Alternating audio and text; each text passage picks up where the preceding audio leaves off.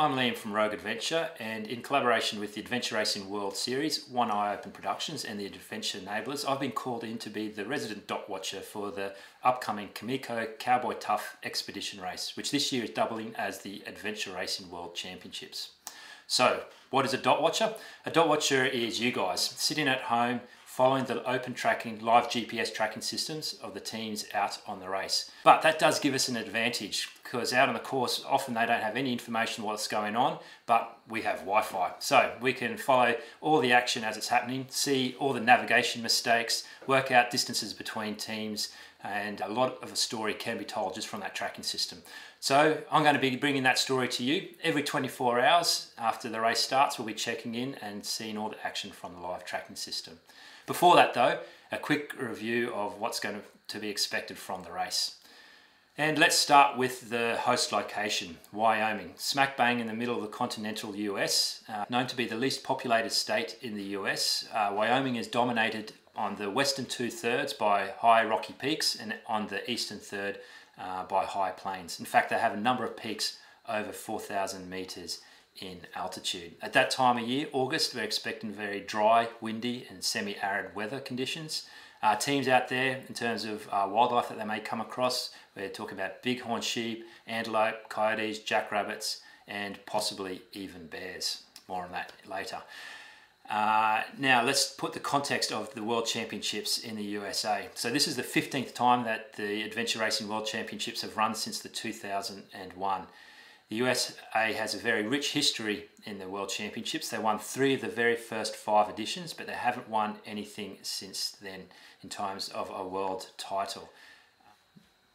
Now let's take a look at what we know about the course already. In total there are 12 stages, and I'm expecting some very fast and furious racing over those stages. With those 12 stages we have 469 miles in total. I'm an Aussie, as you can probably guess, so to me that's actually 760 kilometres, so quite a long course but a very fast predicted finish time.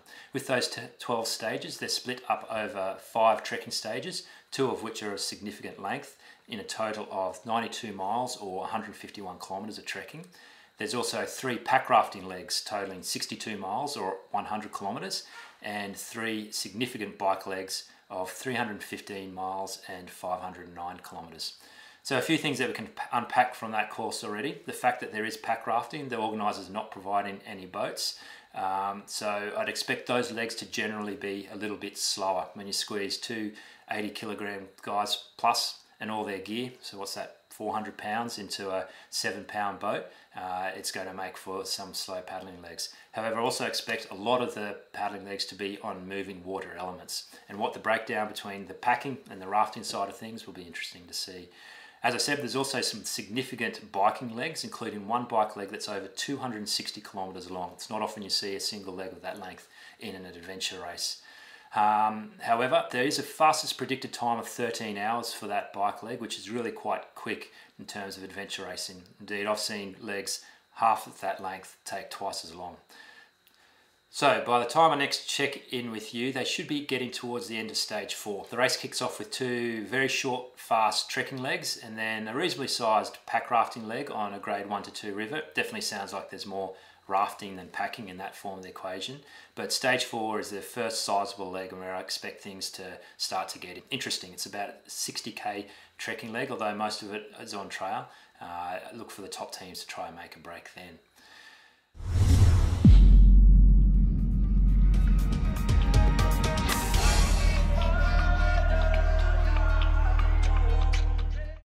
So in the course of the live dot watcher segments, we're going to be checking in on all the tracking, but we're also going to be taking a look at a few of the other aspects of the race, looking at sleep trackers, lantern rouge, and also our pick of the picks section. So what's that? That's where we're going to pick out a couple of interesting photos from the race that tell a little bit of a story.